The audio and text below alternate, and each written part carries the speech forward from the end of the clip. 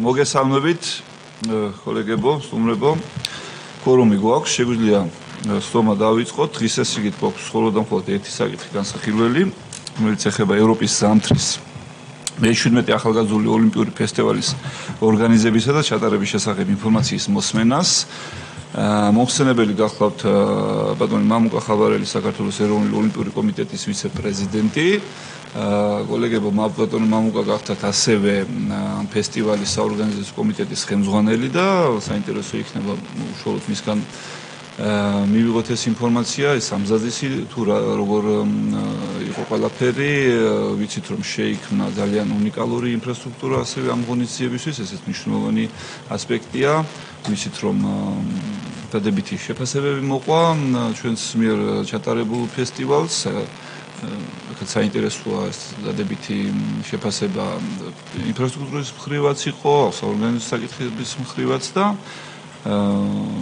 ძალიან მასშტაბური ღონისძიება იყო, 1000-მდე სპორტსმენს უმასპინძლეთ 55 ქვეყნიდან, 2000-მდე დაახლოებით სავარცხო ჯამში სტუმარი გვყავდა და ძალიან საინტერესო იქნება ამ ყველაფერზე თქვენი მოსმენა ბატონო მამუკა გთხოვთ. კი ბატონო შევდა. პირველ რიგში მინდა დიდი მადლობა გადავხადოთ ჩვენ სტუმრებს მობრძანებისთვის. არ შეიძლება არ გამოვეხმაუროთ გუშინდელ ტრიუმფალურ გამოსვლას ჩვენი ქართველი ძიუდოისტის ეთერ ლიპარტელიანის. ეს იყო უპრეცედენტო, ნამდვილად ყოველთვის მიყვარს ხოლმე უპრეცედენტო, მაგრამ ეს ნამდვილად უპრეცედენტო შემთხვევა იყო. მსოფლიო ჩემპიონი გახდა. ყველა წონაში წმინდად გამარჯვება მოიპოვა. თითქმის ყოველ ჯერზე კომიტეტი იქნება თუ სასესიო სხდომა გამოდიოდა ჩვენი სპორტსმენების წარმატებაზე ვსაუბრობ და დღესაც ეს მორიგი წარმატება და დარწმუნებული ასეთი გაგრძელდება დღესაც ხვალაც ეგ და 4 დღის 5 დღის განმავლობაში კიდე გამოდიან ჩვენი ქართველი სპორტსმენები და არა მარტო ძიუდო, ყველგან წარმატება გვაქვს და მე მინდა მიულოცო საქართველოს, მიულოცო თვითონ ეთერის, მის ოჯახს, მთელ ძიუდოისტებს. მე და ვარლამოვა ვიცით რას ნიშნავს ძიუდოში წარმატება და აქ მართლა ტიტულოვანი კომიტეტის წევრები არიან, რომელიც დაადებ ხელს, რომ თავის ქვეყანა არ უსახელებია და აი ამ წარმატებას გაუმოჯდა. ჩვენ კიდე მართლა უპირატესი ვართ პარლამენტში, როდესაც ჩვენ ქართულ სპორტზე ასე წარმატებულად ვსაუბრობთ. დიდი მადლობა კიდევ ერთხელ და წარმატება ჩვენს ქვეყანაზე და ქართულ სპორტს. გაიხარეთ ბატონოში და აუცილებლად უერთდებით, რა თქმა უნდა, მილოცვებს და ეს კიდევ ერთხელ არის იმის გამოძახილი, ჩვენი ქვეყანა არის ძალიან ნიჭიერი ერი ვართ და სწორი პოლიტიკა აქვს ჩვენს ხელისუფლებას სპორტის ხარდაჭერის და ამ ყველაფერს მოაქვს ეს საოცარი შედეგები, რაც დღეს გვაქვს და კიდევ ერთხელ ულოცავთ ეთერს და დღესაც გრძელდება სოფლიო ჩემპიონატი და წარმატებებს უსურვებთ ჩვენს სხვა სპორტსმენებსაც ძალიან მნიშვნელოვან ღონისძიებაში. მადლობა კიდევ ერთხელ ულოცავთ და ბატონო მამუკა გთხოვთ. დიდი მადლობა. პირველ რიგში ბატონო ვიქტორ მადლობა მინდა გადაგიხადოთ კომიტეტს, კომიტეტის წევრებს მოწვევისთვის. მნიშვნელოვანი ღონისძიების ფარგლებში შევიკრიბეთ. ალბათ ყველამ ძალიან კარგად იცის თითოეულმა საქართველოში მაცხოვრებელმა ადამიანმა, რომ ჩვენმა ქვეყანამ ეს გამოცდა წარმატებით ჩააბარა, ძალიან დიდი წარმატება იყო ეს ჩვენი ქვეყნისთვის, არა მხოლოდ შეჯიბრის მიმართულებით, რომ შეჯიბრს უმასპინძლეთ, ეს იყო ზამთრის სპორტის განვითარების დასაწყისი იმ ინფრასტრუქტურიდან გამომდინარე, რა ინფრასტრუქტურაც შეიქმნა ჩვენ ქვეყანაში ბაკურიანი 2025-ის ფარგლებში. ეხლა მე მინდა წარმოგიდგინოთ ერთგვარი ანგარიში, ფაქტიურად წარმატებით დასრულებული ფესტივალის, განახოთ ის განვლილი გზა, თუ რა გზა გამოვიარეთ თითოეულმა ჩვენთაგანმა ერთად, რომ ასე წარმატებას მიგვეღწია. და სანამ დავიწყებ პრეზენტაციას, მანამდე მინდა გითხრათ და აღვნიშნო, რომ ფაქტიურად ჩვენ კონტრაქტით გათვალისწინებული გქონდა, რომ ფესტივალი რო დასრულდებოდა დაახლოებით 6 თვეში გქონდა ანგარიში ჩასაბარებელი ევროპის ოლიმპიურ კომიტეტებთან. თუმცა ესაც რაღაც ისეთი გამორჩეული წელი იყო, რომ გენერალური ასამბლეა ჩატარდა ფაქტიურად ფესტივალის დასრულებიდან ერთ კვირაში. ჩვენ მთელი ძალების მობილიზება გავაკეთეთ, რომ მზად ყოფილიყავით ანგარიშის წარსადგინად, მაგრამ ესეთი ფაქტი იყო რა. გერმანიაში გაიმართა გენერალური ასამბლეა და მინდა გითხრათ, რომ პირველმა მომხსენებელმა გერმანიის სპორტის მინისტრმა საუბარი გახსნა ბაკურიანი 2025-ით და შემდეგ მოყვა მართლა ძალიან ისეთი ემოციური შეფასებები თითოეული მათგანისგან და მინდა გითხრათ, რომ ოფიციალურად გენერალურ ასამბლეაზე ბაკურიანი 2025 დასახელდა როგორც ყველაზე წარმატებული ოლიმპიური ფესტივალი თუ რამე ჩატარებულა აქამდე და ეს მართლაც დიდი სიამაყეა თითოეული ჩვენთაგანისთვის და როგორი ამაყები ვიქნებოდით კი წარმოგიდგენიათ. ასე რომ დავიწყოთ ჩვენი პრეზენტაცია. აქ ექსკურსი გავაკეთოთ როგორ მიდიოდა შეჯიბრების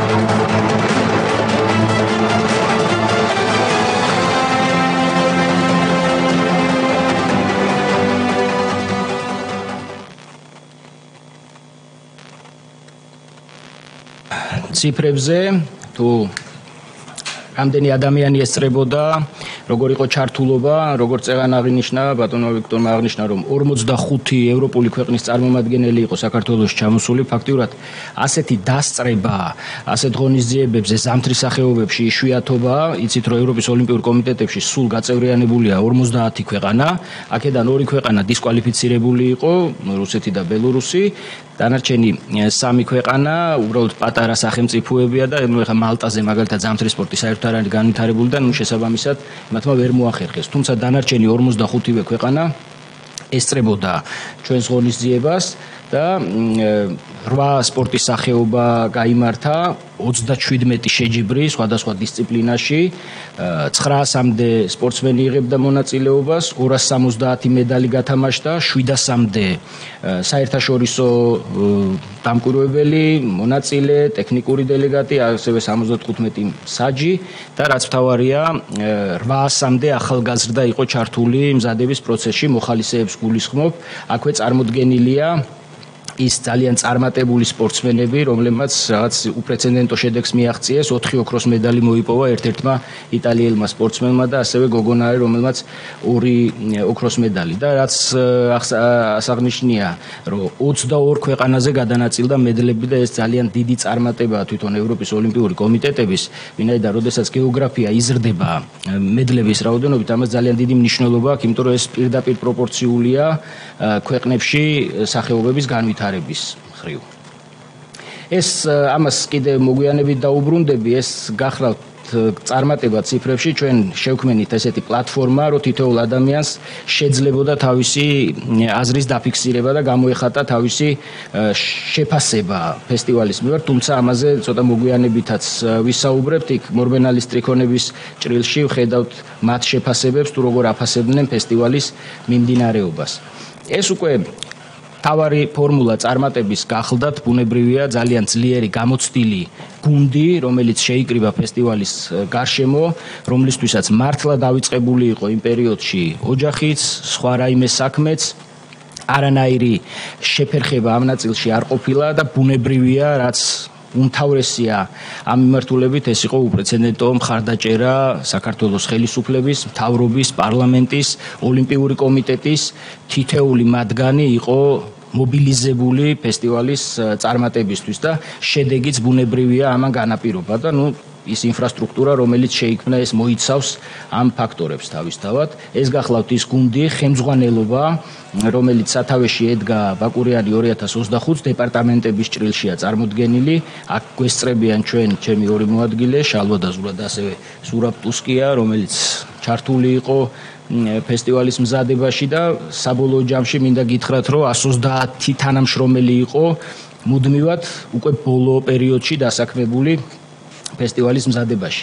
ეს სლაიდი ახლა რასაც უყურებთ, ეს არის მთავარი მოტივატორი ფესტივალის წარმატების. ესენი არიან ჩვენი მოხალისეები, რომლებიც ჩართულები იყვნენ, ჩვენ ფაქტიურად მოვიცავით ყველა უმაღლესი სასწავლებელი, სხვადასხვა ორგანიზაციები, სპორტული ფედერაციები, ყველგან მივედით, ყველას ვთხოვეთ ჩართულობისკენ, მინდა გითხრათ, რომ სადღაც 2500-ზე მეტი განაცხადი იყო, სურველი, ბუნებრივია ამდენს ვერ ავიყვანდით, თუმცა 800 მოხალისე შეირჩა და მინდა გითხრათ, რომ საუკეთესოდ გაართვეს მათ თავისზე დაკისრებულ მოვალეობას, იმიტომ რომ ძალიან ისეთი რუტინული შრომა იყო, დილის 6 საათზე ეწყებოდათ მათ საქმე და ფაქტიურად გვიან ღამემდე მუშაობდნენ. ერთადერთი იცით, რომ მოხალისეების საქმე არ ანაზღაურებადია, ბუნებრივია, მათ ხელფასი არ მიუღია თამაში, თუმცა ჩვენ შევეცადეთ, რომ მაქსიმალური კომფორტი შეგვექმნა მათთვის, როგორც განთავსების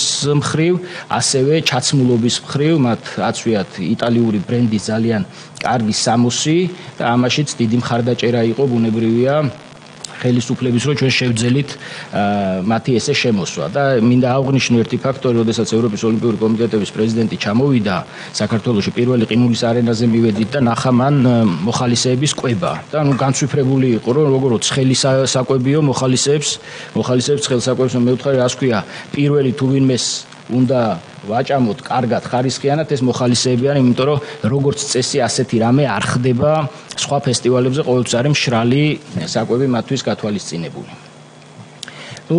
ინფრასტრუქტურა ერთ-ერთი უმთავრესი და უმნიშვნელოვანესი პოზიცია ბაკურიანი 2025-ისთვის.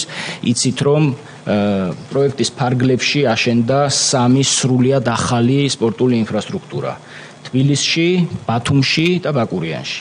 აქამდე არ იყო ოლიმპიური სტანდარტის ყინულის არენები, მიუხედავად იმ წარმატებისა, რომელიც წარმატებასაც ჩვენი ქვეყანა აღწევს სამთრის სპორტის სახეობებში, მაგალითად ფიგურულ სიგურაობაში და აი ამ პროექტმა ხელი შეუწყო, რომ არაერთი, არამედ 2 ოლიმპიური სტანდარტის ყინულის არენა, უნიკალური ყინულის არენა აშენდა თბილისსა და ბათუმში, რომელიც საშუალებას მოგცემს ბუნებრივია მომავალში ძალიან ბევრი ახალგაზრდა ჩავაბად ჯანსაღი ცხოვრების წესში და გავზარდოთ მომავალი ჩემპიონები და ძალიან მნიშვნელოვანი ბუნებრივია ბაკურიანის ბიატლონის ოლიმპიური სტანდარტის ტრასა. ეს როგორც ბიატლონს, ასევე კროს-კანტრის მოემსახურება, ეს თხილამურებით რბოლა, ძალიან მნიშვნელოვანი სპორტის სახეობებია. აქამდე ეს სახეობები ფაქტურად კროს-კანტრი საერთოდ არ არსებობდა საქართველოში.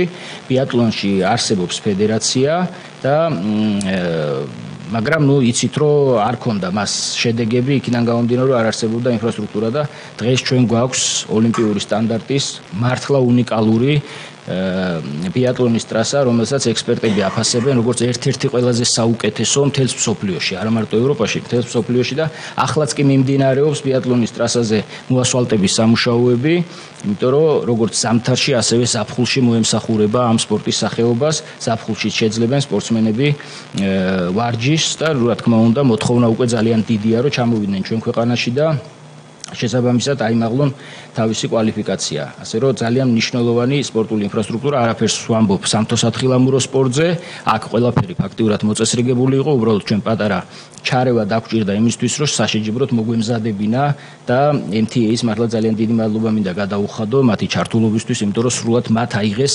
პასუხისმგებლობა ამ ტრასების საშეჯიბროდ მომზადებისთვის.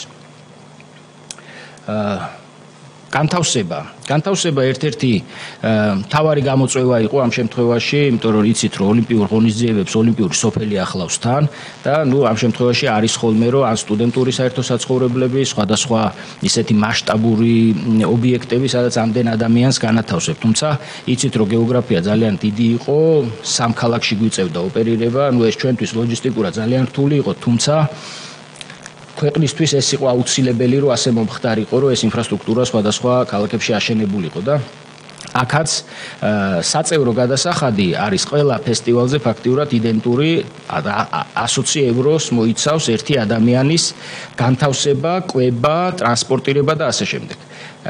სხვა ქვეყნების მაგალითზე მინდა გითხრათ, რომ ეს არის ძირითადად სტუდენტური საერთო საცხოვრებლები, რომლებიც საერთოდ ვარსკვლავს ვერ იჭერს, ესე ვთქვათ რა, ანუ ერთი ვარსკვლავის დონეზეც კი არ არის იქ ის პირობები და ეხლა სპორტსმენების ხეთქარ და იცით რომ ასე ხდება.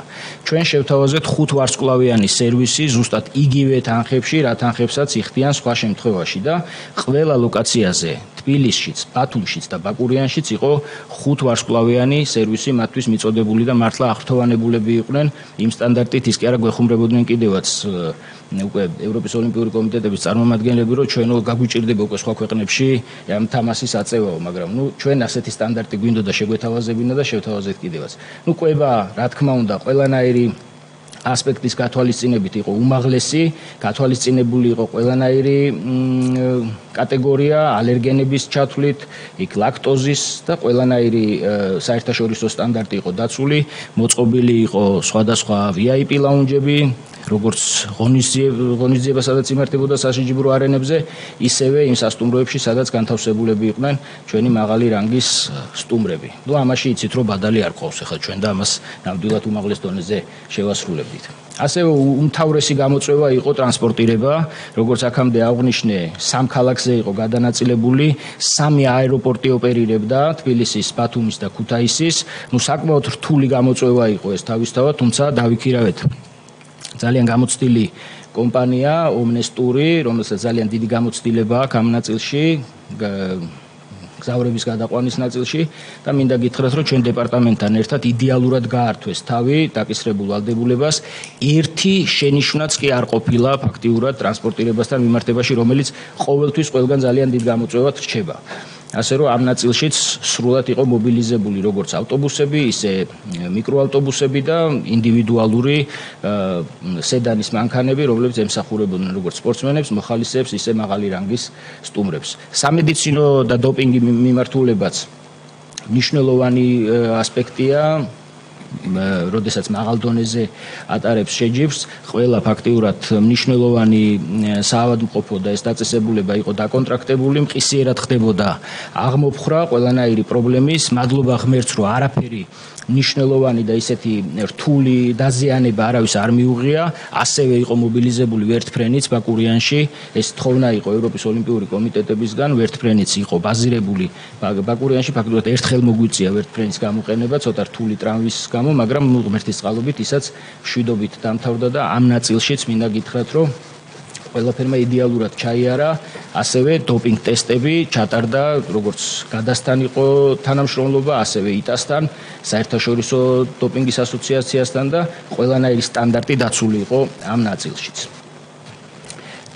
ეს გახლავთ ფესტივალის სახე და მნიშვნელოვანი პოზიცია, ბრენდირება ზოგადად და ის დიზაინი, რომელიც შეიქმნა და ამას ძალიან ბევრი იმუშავა მარკეტინგის გუნდმა, რომ რაღაც გამორჩეული ყოფილიყო ჩვენი ვიზუალი და მართლაც გამოგვივიდა, როგორც აღვნიშნე, იტალიურ ბრენდთან ჰქონდა თანამშრომლობა და იტალიური ბრენდის ნაწარმი ჩამოვიტანეთ საქართველოში და საკმაოდ ძალიან შეღავათიან ფასებშიც ბუნებრივია და იქ თავში დაინახეთ თქვენ, რომ იქ მასკოტი გამოვიდა პირველ ეს თილისმა არის ფესტივალის და მინდა გითხრათ, რომ აქ როდესაც ტექნოლოგიებზე გადავალთ, უბრალოდ წინ გაუსწრებთ ცოტა მოვლენებს, რომ აქ ხელოვნური ინტელექტის საქმე არის ეს, ფაქტიურად ადამიანური რესურსი მხოლოდ მის ჩაცმულობაშია, დანარჩენი ვიზუალი ხელოვნურმა ინტელექტმა შექმნა და მინდა გითხრათ, რომ ძალიან ისეთი მოთხოვნა იყო ამ ჩვენს პროდუქციაზე, იმდენად მოეწონათ როგორც ადგილობრივებს, ისე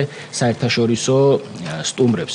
მინდა გითხრათ ასევე, რომ ძალიან კარგი თანამშრომლობა შედგა ეროვნულ ბანკთან და გამოუშვით მონეტა, მოიჭრა სპეციალურად მონეტა ფესტივალისთვის და ასევე საქართველოს ფოსტასთან, რომელმაც სპეციალურად ფესტივალის ფარგლებში დაამზადა საფოსტო მარკები და ამასაც განსაკუთრებული დატვირთვა ჰქონდა და სხვათა შორის ქალბატონმა ნათია თურნავამ ბაკურიანში მოაწყო პრეზენტაცია ამისი და თავად გადასცა ევროპის ოლიმპიური კომიტეტების პრეზიდენტს ეს მონეტა, რომელიც სპეციალურად არის ვერცხლის მონეტაა და სპეციალურად მოჭრილია ბაკურიანი 2025-ისთვის.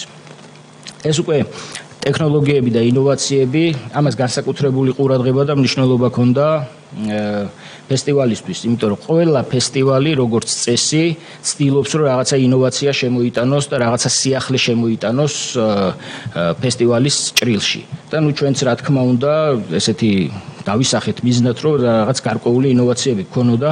ერთ-ერთი შემოქმედი აგერძის ზურაბ ტუსკია, რომელმაც ძალიან ბევრი იმუშავა, ეს გახლავთ ჩვენი საიტის პირველი გვერდი, ასე ვთქვათ, და პირველად მოხდა ჩვენ შემთხვევაში, როდესაც ხელოვნური ინტელექტი ჩავაშენეთ საიტზე და ასევე მობილურ აპლიკაციაზე, სადაც ყველას შეეძლო თითოეულ ადამიანს თუ რაიმე კითხვა ქონდა საქართველოსთან დაკავშირებით, ფესტივალთან დაკავშირებით, იმიტომ რომ ხელოვნური ინტელექტის გადამზადებაც კი მოხდა სპეციალურად ფესტივალისთვის. და ეს პირველი შემთხვევა იყო, როდესაც ფესტივალზე და ზოგადად ასეთ ღონისძიებაზე ხელოვნური ინტელექტის გამოყენება მოხდა. აქვე გავიმეორებ მასკოტს, იმ თილისმას, რომელიც ასევე სრულად ხელოვნური ინტელექტის შექმნილია და იქვე ხედავთ მობილურ აპლიკაციას და ჩვენს სააკრედიტაციო ბარათს. სააკრედიტაციო ბარათი იყო ზუსტად იმაზე ზოგიერთ შემთხვევაში დიდ ოლიმპიურ თამაშებზე უფრო დახვეწილი და უკეთესი QR კოდიც ჩანს ახლა აქედან, საიდანაც ერთი ფანჯრის პრინციპით აბსოლუტურად ყველანაირ ინფორმაციას იგებდა თითოეული მონაწილე. მისი გამგზავრების, ჩამოსვლის, გადაადგილების, საშეჯიბრო არენების და ასე შემდეგ. ფაქტობრივად სრული ინფორმაცია იყო ერთი დასკანერებით QR კოდის და ამით იღებდა სრულ ინფორმაციას აქამდე ყოველთვის ქაღალდებით და რაღაც დაფაზე გაკრული ფურცლებით ხდებოდა ხოლმე ამ ინფორმაციის მიღება და ჩვენ შემთხვევაში ეს ყველაფერი ელექტრონული იყო. ეს გახლავთ მთავარი საოპერაციო ცენტრები და სპორტსმენების გასართობის სივრცეები. ესაც მინდა გითხრათ, რომ ფესტივალების ჭრილში არის უმაღლესი დონე, იმიტომ რომ ერთ ლოკაციაზე ფაქტურად ყველანაირი ინფორმაციის მიღება შეიძლებოდა თუ რა ხდებოდა ბათუმში, რა ხდებოდა ბაკურიანში, შეგეძლო თბილისში ყოფილიყავი და ყველანაირ ინფორმაციას იღებდი, როგორც შედეგების მიხედვით, პირდაპირ ლაივ რეჟიმში მიდიოდა შედეგები და მყისიერად იქვე ფანჯრები ამოხტებოდა, რომელიც ისეთ მნიშვნელოვან მომენტებს აჩვენებდა და ყველას ფაქტურად ყველანაირი ინფორმაცია ჰქონდა, რომ სადაც არ უნდა მოხვედრილიყო ეს VIP ლაუნჯი იქნებოდა თუ სხვადასხვა სივრცე, ყველგან ფაქტურად იღებდა იმ ინფორმაციას და ხედავთ, რომ სპორტსმენები ძალიან გახარებულები იყვნენ, ჯერ ერთი ინფორმაციას იღებდნენ და მერე გასართობის სივრცე ჰქონდათ ყველანაირად მოწყობილი მათი კომფორტისთვის. ეს სამოტივაციო სიტყვები სხვადასხვა სპორტსმენების მიერ ჩაწერილი, ევროპის ოლიმპიური კომიტეტების მიერ და ვისაც ეს ყოველდღიურ რეჟიმში წარმატებული თუ უბრალოდ მონაწილესთან მიდიოდნენ ჩვენი წარმომადგენელი და ესეც სამოტივაციო განცხადებებს აკეთებინებდნენ და მერე ეს რა თქმა უნდა გადიოდა ყველა ეკრანზე, რომ მათაც მეტი мотиваცია ქონოდათ. ესაც ერთ-ერთი მნიშვნელოვანი ინოვაციაა, ესე ვთქვათ, ოქროს ტყე. ყველა ოლიმპიურ ჩემპიონს დავარქმევ ფაქტურად, იმიტომ რომ ბავშვებში ამ ფესტივალის გამარჯვებულების სახელზე დაირგო ბაკურიანში ბიატლონის ტრასაზე ხე. ვინც გახდა ჩემპიონი, მოიპოვა ოქროს медаლი, მისი სახელობის ტყე არსებობს დღეს, ყველას აქვს თავთავის სახელობის ხე და შეუძლიათ პირდაპირ ლაივ რეჟიმში ნებისმიერ დროს, აი ხედავთ, მათ გადაეცათ ესეთი პატარა ყუთები, თავისი დამადასტურებელი ნიშნით, QR კოდიც არის მითითებული, იმის დასკანერებით შეუძლია პირდაპირ ლაივ რეჟიმში უყუროს იმ ტყის ზრდას და თვითონ დააკვირდეს, როგორ იზრდება მისი სახელობის ხე იმ ტყეში რა. ესაც ძალიან ისეთი მნიშვნელოვანი და ჩვენ უთხარით, რომ ეს უნდა აიტაცონ, იმიტომ რომ მიუხედავად იმისა, მშენებლობის პროცესში ფაქტიურად ხე არ მოჭრილა, ისე მოხდა ამ ყველაფრის ორგანიზება. ჩვენ მაინც შევეცადეთ, რომ კიდე ბუნება გაგვე ახალგაზრდოვებინა, ასე ვთქვათ. აი ეს არის ის სლაიდი, რომლითაც დავიწყეთ ჩვენ თავიდან. ესაც ერთგვარი ისეთი სარისკო ნაბიჯი იყო ჩვენი მხრიდან, ყველა საშეჯიბრო არენაზე, სასადილოს წინ, საცხოვრებელ ბლოკებში იდგა სპეციალური მოწყობილობა, სადაც თითოეულ ადამიანს შეეძლო თავისი აზრის დაფიქსირება და შეეფასებინა ფესტივალი, ან თუ რაიმე წუხილი ქონდა, ან რაიმე არ მოსწონდა, შეეძლო რომ ის დაეფიქსირებინა და ყოველ საღამოს ხდებოდა ამის ანალიზი, გათვალისწინება ყველა იმ პრობლემის და ხედავთ, რომ 90% დადებითი შეფასებაა და ძალიან მცირეა ის უარყოფითი ნაწილი, რომელიც პრაქტიკულად არაფერს არ წარმოადგენს, არ ცვლის არანაირ სურათს და ზოგიერთი შემთხვევა აი წითელ მხარეს იყო ის, რომ მაგალითად კომპიუტერის, როდესაც თამაშობდნენ ფეხბურთს, რო წააგო თავის მეგობართან, გულდაწყვეტით მივიდა და იქ დაწერა, რომ მე წავაგე ესო და ამიტომ უარყოფითი ნიშანი დაწერა და ნუ ეხლა იმას ახალგაზრდა და ვერ აანალიზებდა, მაგრამ ნუ საერთო ჯამში მე ის აისახა იმ იმაში. თუმცა დამეთანხმებით, რომ 90%-იანი დადებითი ძალიან ისეთი კარგი ამბავია. ეს უკვე საზოგადოებაში ცნობადობის ამაღლება, ფაქტიურად ფესტივალამდე ერთი წლით ადრე ჩვენ დავიწყეთ სრულად ინფორმირება თითოეული ადამიანის და ძალიან ბევრი ღონისძიება ჩატარდა ესეთ ცნობადობის ასამაღლებელი, როგორც თბილისში, ბაკურიანში, ბათუმში და სხვადასხვა ღონისძიებებში თითქმის ყველა პლატფორმა იყო გამოყენებული იმისთვის, რომ ჩანაფიქრი, რომ თითოეული ადამიანის სახლამდე მივსულიყავით და გაეგოთ რა ხდებოდა ჩვენს ქვეყანაში, ეს მე მგონი ნამდვილად გამოგვივიდა, იმიტომ რომ თუნდაც ფესტივალის მიმდინარეობის დროს ჩემი მარკეტინგი ხუმრობდა ხოლმე, რომ უთოც რო შეაერთო, იქაც ფესტივალი ისმისო რა, ასე რომ ტელევიზორი ჩართვა სულ არ იყო საჭირო და ეს ძალიან მნიშვნელოვანი იყო ჩვენი ქვეყნისთვის, რომ ყველას ცოდნოდა ამ ღონისძიების შესახებ. უმნიშვნელოვანესი და კიდევ ერთხელ ძალიან დიდი მადლობა საქართველოს პრემიერ-მინისტრს ბატონ ირაკლის ამ ინიციატივისთვის. შეიქმნა სამთავრობო კომისია ფესტივალის ფარგლებში, ფაქტურად ყველა მინისტრი ჩართული იყო და მინდა გითხრათ, რომ ერთი მცირედი შეფერხებაც კი არ ყოფილა. ფაქტურად პირდაპირ ხაზზე ვიყავით თითოეულ მინისტრთან, მოადგილეებთან და არ ყოფილა საკითხი, რომ 5 წუთზე მეტი დაგჭირვებოდა იმ საკითხის აღმოსაფხვრელად, თუ რაიმე ისეთი გახდებოდა მნიშვნელოვანი. ფაქტურად მთელი მთავრობა მობილიზებული იყო და კიდევ ერთხელ უღრმესი მადლობა, იმიტომ რომ წარმატების ფორმულა მართლა იმალება ამაში და ყველა აღნიშნავდა საერთაშორისო დამკვირვებლებიც, ევროპის ოლიმპიური კომიტეტებიც, რომ აი ამ ტანდემმა როგორც მთავრობასთან, ისე ოლიმპიურ კომიტეტთან განაპირობა ეს წარმატებაც. ასე რომ მართლაც ისეთი ძალიან კარგი ინიციატივა იყო ბატონი პრემიერ-მინისტრის მხრიდან. მემკვიდრეობა ყველამ ძალიან კარგად ვიცით, რომ ძალიან დიდია ჩვენ ქვეყანაში. ფაქტიურად ფესტივალის ფარგლებში გამოყოფილი იყო სამთავრობო ბიუჯეტიდან 100 მილიონი ლარი. ამაში ეს არ მოიცავდა ბათუმის ყინულის მშენებლობას, იმიტომ რომ ეს ისედაც გათვალისწინებული იყო და ისედაც იჯდა ბიუჯეტში, თუმცა მას გარდა 100 მილიონი ლარი იყო გამოყოფილი ფესტივალის ორგანიზებაში. მინდა გითხრათ, რომ 80 მილიონამდე დავხარჯეთ, 100 მილიონიც ვერ ავითვისეთ ფაქტიურად ამ პროექტში და შეიქმნა უნიკალური ინფრასტრუქტურა და ამ 80 მილიონ ლარშიც ბუნებრივია 90%-ზე მეტი მიმართული იყო ინფრასტრუქტურაში. დანარჩენი დაახლოებით 10%-მდე არც კი ეს იყო საორგანიზაციო და იმ საოპერაციო ხარჯებს მოითხოვდა, რაც ფესტივალს ჭირდება და ნუ ქვეყანას დარჩა უმნიშვნელოვანესი მემკვიდრეობა, 3 ახალი სპორტული ინფრასტრუქტურა, ძალიან ბევრი ინვენტარი, რომელიც ასევე არის დღეს ჩვენს ქვეყანაში, ჩვენ ძალიან ისეთი ხშირი კომუნიკაცია გვაქვს სპორტის სამინისტროსთან, ეხლა მიდის ლიკვიდაციის და გადაბარების პროცესი და ძალიან კარგი ბაზა შეიქმნება უკვე ის ინვენტარი, რომელიც შეძენილია, გადაეცემა უკვე სპორტის სამინისტროს და შესაბამისად სხვადასხვა შეჯიბრებებზე მოხდება უკვე ამების გამოყენებაც თავისთავად და შეიძლება მცირედი რაღაც დამატებები იყოს სხვადასხვა შეჯიბრებებისთვის, იმიტომ რომ მართლაც ისეთი კარგი ბაზაა შექმნილი. ეხლა უკვე წარმოგიდგენთ იმ რაღაც პროგრამას, რომელიც დაწყებიდან დასრულებამდე როგორ მიდიოდა ყველა. In 1991 was the first edition of the European Youth Olympic Festival, back then called European Youth Olympic Days.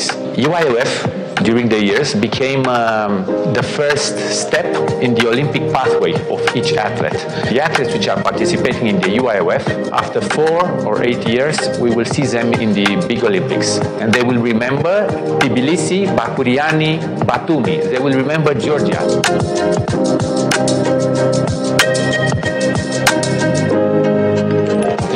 ჩატარება ჩვენი ქვეყნისთვის უმნიშვნელოვანესი მოვლენაა. ვინაიდან აქ არ არის მხოლოდ საუბარი შეჯიბრის ორგანიზებაზე, ამას განსაკუთრებული მნიშვნელობა აქვს ჩვენს ქვეყანაში ზამთრის სპორტის განვითარებისთვის. ასევე არ მინდა რომ დაგვავიწყდეს განსაკუთრებული მნიშვნელობის მატარებელია ჩვენი ქვეყნისთვის ოლიმპიური ცეცხლი, ანუ მშვიდობის ცეცხლი, რომელიც რომიდან ჩამოვიტანეთ საქართველოში და დია მთავარ ჩირაღდანზე ბაკურიანის ცენტრალურ პარკში.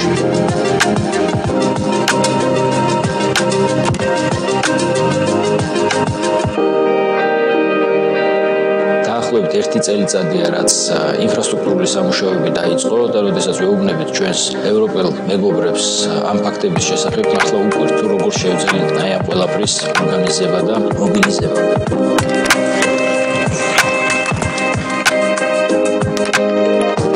I realized that the hospitality and the warmth of the Georgian people is so good that we're going to have incredibly good games.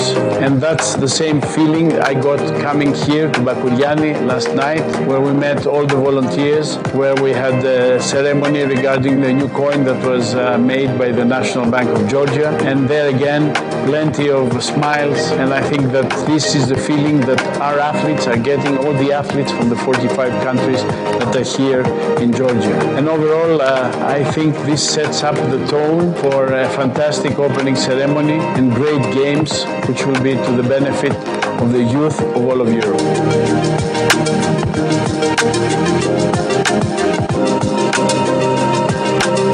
რამოსაც იყო თავიდან დასახული რომ პირველ რიგში შეექმნა ინფრასტრუქტურა არ ქონია ჩვენ ყირულის არენა არც ერთი სტანდარტული დღეს უკვე 2 სტანდარტული არენა გვაქვს თბილისი და ბათუმი რა თქმა უნდა უნდა აღვნიშნოთ ჩვენ ბაკურიანში ბიატლონის ტრასა რომელიც ერთ-ერთი საუკეთესო ეს შეფასებები არა მარტო ჩემი შეფასებებია ეს არის შეფასება ჩვენი უცხოელი კოლეგების ამიტომ მე დიდი მადლობა მინდა გადავუხადო ყველა იმ ადამიანს ვინც მონაწილეობა მიიღო და ეს შედეგი დამყარა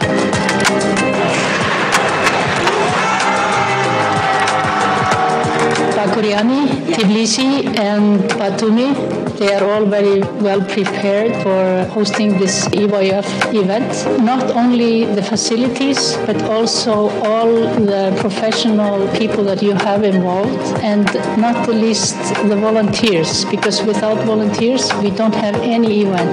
Any volunteer that I have met, they meet me with a smile, and they try to solve the issue immediately.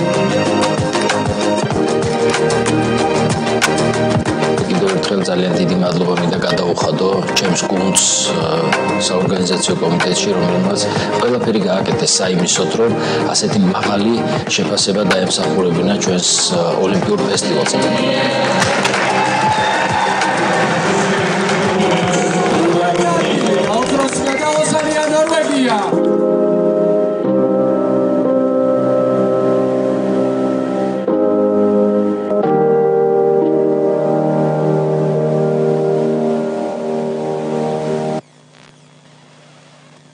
დიდი მადლობა.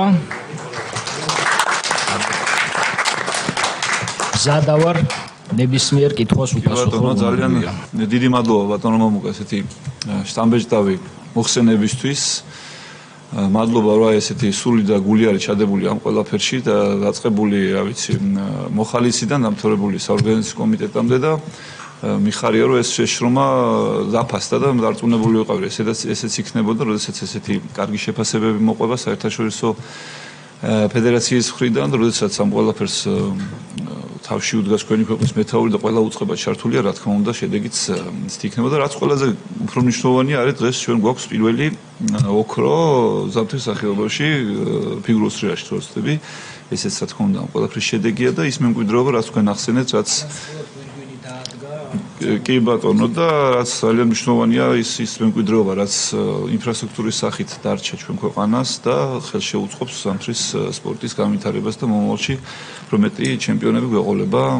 დარწმუნებული ვარ, ამაში კიდევ ერთხელ მადლობა მოხსენებისთვის და ამ შტამბეჭდავი ღონისძიების ორგანიზებისთვის და კოლეგებს ვთხოვ კითხვები, თუ გვაქვს, მეც მაქვს მე კითხვები ბოლოში და მადლობა ბატონო ზურაბ გთხოვთ. მოგესალმებით ბატონო მამუკა. პირველ რიგში მოგილოცავთ ამ წარმატებულ ევროპის ზამთრის ახალგაზრდულ ფესტივალის ასე წარმატებით წარმართვაში. ძალიან მნიშვნელოვანი იყო ანუ მე ვიცი შიდა სპორტსმენების მხრიდან კი ინფორმაცია იმის შესახებ, რომ რა მაღალ დონეზე ჩატარდა ეს ოლიმპიური ფესტივალი და ამისთვის მინდა რომ დიდი მადლობა გადაგიხადოთ და წარმატებები გისურვოთ მომავალ საქმიანობაში და იმედია მალე უკვე ზამთრის ოლიმპიადას დიდებში უმასპინძლებ ჩვენი ქვეყანა და ერთად ვიზეიმებთ ბევრ წარმატებას. ერთი პატარა კითხვა მქონდა და თუ შეიძლება დაგისვათ, ანუ ეს ტრასების მოვლა პატრონობა ზაფხულის განმავლობაში როგორ იქნება ბიატლონის მაგალითად და ხარჯები როგორ არის ზაფხულში და ზამთარში თუ განსხვავდება ერთმანეთისაგან. ეს მინდოდა მადლობა. ბატონო, ხარჯებია დავაგროვოთ კითხვები და მე ერთვაშად გავჩეთ მე მგონი ჯობია. კი ბატონო. კიდე ხوار გაქვთ კითხვები? მე დაგისვათ ბატონო მამუკა მაშინ კითხვას მოხალისეებთან დაკავშირებით თქვენ ახსენეთ და გეთახვებით სრულიად თუ რამდენად მნიშვნელოვანია მათი ჩართულობა და როლი ამ ყველაფერში და როგორ ხდება უშუალოდ ამ მოხალისეებთან კომუნიკაცია არსებობს რაიმე ორგანიზაცია ვინც უზრუნველყოფს ამ ყველაფერს თუ უშუალოდ ესე ვთქვათ აცხადებთ თქვენ რომ გესაჭიროებათ მოხალისეები ერთი ეს კითხვა მაქვს და მეორე ჩემი კითხვაც ამ ინფრასტრუქტურის თუ გაქვთ ინფორმაცია სამომავლო გამოყენებასთან დაკავშირებით ერთის მხრივ თქვენ ახსენეთ რომ რა თქმა უნდა ხა ეს მაგალითად ის ბიატლონის ტრასა ის უნიკალური ტრასა რაც შეიქმნა უმასპინძლებს საერთაშორისო სპორტსმენებს ესე ვთქვათ გარდა ამისა თუ აი უშუალოდ ჩვენ შიდა გამოყენებისთვის თუ რაიმე გეგმა არსებობს ამასთან დაკავშირებით ფედერაციიდან თუ გაქვთ რაიმე ინფორმაცია ამ საკითხთან დაკავშირებით ეს მაინტერესებს მადლობა კითხვები თუ არის კიდევ კომიტეტის წევრებს თქო ან სამინისტროს თუ აქვს სურვილი ბატონო ირაკლი მოგესალმებით პირველ რიგში როგორც სპორტის სამინისტროს დეპარტამენტის ხელმძღვანელი არშემილი არ დავიწყო გუშინდელი ტრიუმფით და სარგებლობ შემთხვევით და ყველას მინდა მიულოცო სრულიად საქართველოს ისტორიაში პირველი ჩემპიონი მსოფლიო ჩემპიონი ქალი ძიუდოში და გილოცავთ ყველას და ულოცავ სრულიად საქართველოს ძიუდოს გულშემატკივრებს და მადლობას ვუხდი ფედერაციას და მწვრთნელებს გაწეული ძალიან დიდი შრომისთვის იმიტომ რომ აქ ყველაზე მეტად ალბათ ბატონმა შოთამიცის რამდენი აწლეულობით შრომა და სამეცნიერო დონეზე დადებული საწვრთნელი პროცესი დგას ამის უკან რომ ეს შედეგი დამდგარიყო და ყველას მინდა მადლობა გადავხადო. რაც შეეხება ზამთრის ოლიმპიური ფესტივალთან დაკავშირებით შეკითხვები არ მაქვს, იმიტომ რომ ძალიან კარგი თვალსაჩინო პრეზენტაცია იყო, ამომწურავად იყო უბრალოდ ვიტყვი რომ სპორტის სახელმწიფო პოლიტიკის დოკუმენტიდან და ზოგადად ქვეყნის სპორტის სახელმწიფო პოლიტიკიდან გამომდინარე, ყველამ ვიცით რომ დღეს ქართულ სპორტს აღმავლობის პროცესი აქვს და ეს პირველ რიგში საქართველოს ხელისუფლების დამსახურება, თუნდაც ის დამოუკიდებულება, რომ დღეს უკვე სპორტს დამოუკიდებელი სტრუქტურული ერთეული აქვს სამინისტრო აქვს ამაში, რომელშიც აქტიურად იყო ჩართული თავიდან ბოლომდე და ერთგუნდად იყო შეკრული ეს ყველაფერი. პირველ რიგში სპორტის წარმატებას განაპირობებს ინფრასტრუქტურა, კადრები, ადამიანური რესურსი და მათი ჩართულობა. ეს სამეული ქმნის ზოგადად სპორტის განვითარებას.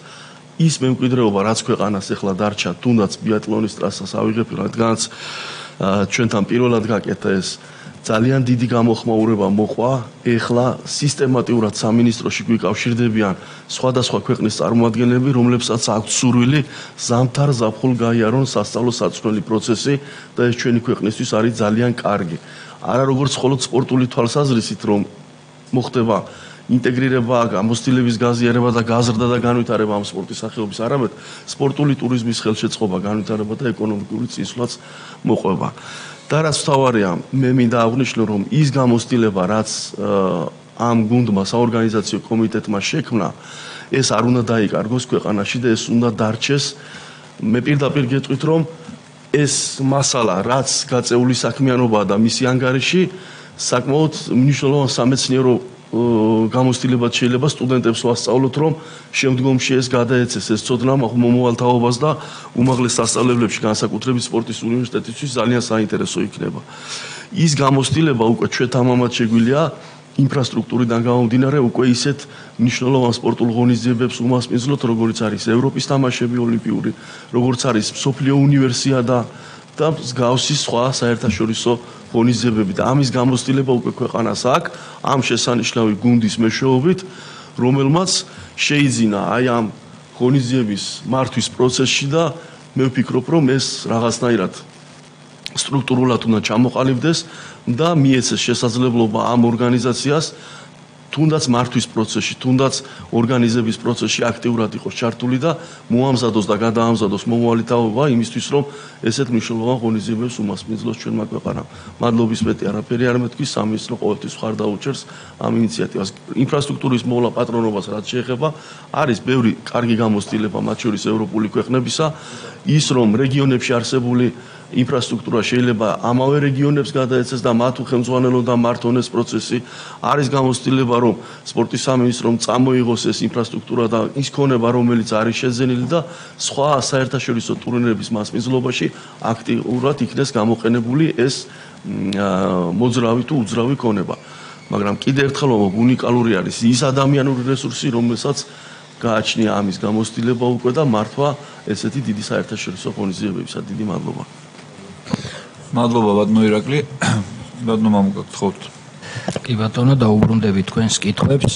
ბატონმა ირაკლიმ აღნიშნა ზოგადად მართვა ამ ინფრასტრუქტურის და მოვლა პატრონობა.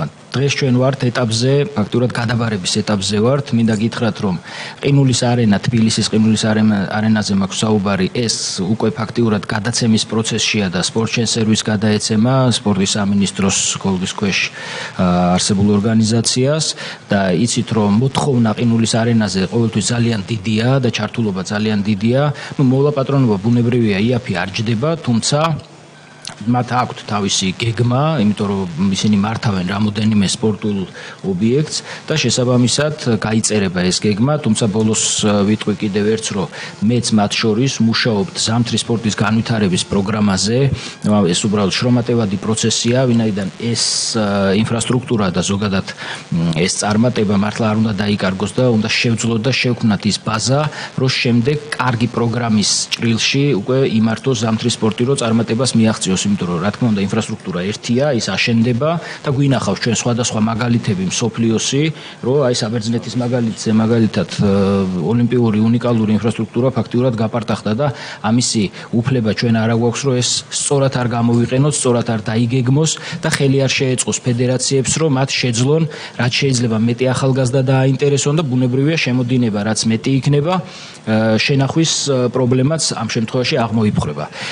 ბათუმს რაც შეეხება ბათუმის ყინულის არენა არის თუ არ ვცდები, ისეთ ჯერ ის მშენებლობის პროცესშია კიდევ ვიცით, რომ ერთი ნაწილი დასრულდა, ეს არის მულტიფუნქციური კომპლექსი, ეხლა მიდის ოლიმპიური სტანდარტის საცურაო აუზის მშენებლობა და ფაქტიურად იქაც გადაცემის პროცესია, ეს აჭარის ხელისუფლება გადაწყვეტ საბოლოო ჯამში ვის დარჩება, თუმცა მათ აქვთ ყინულის არენის მართვის გამოცდილება, აქამდე ფუნქციონირებდა ბათუმში სტანდარტული ყინული იყო, უბრალოდ შენობა არ იყო, ეს გასაბერი კონსტრუქცია იყო და შესაბამისად მათ ყავთ ის შესაბამისი გამოცდილი თანამშრომლები, რომლებიც ოპერირებდნენ ადრე, მათ გადაიბარეს ახლა ეს დარბაზი და შესაბამისად ისინი ცდილობენ, რომ ბევრი დაინტერესებული პირი ჩააბან და მოიზიდონ ადამიანები, იმიტომ რომ ყინულებს როგორც წესი ამის პრობლემა არ აქვს, იმიტომ რომ მოთხოვნა ძალიან დიდია და შესაბამისად სურვილიც და მსურველი ძალიან ბევრია.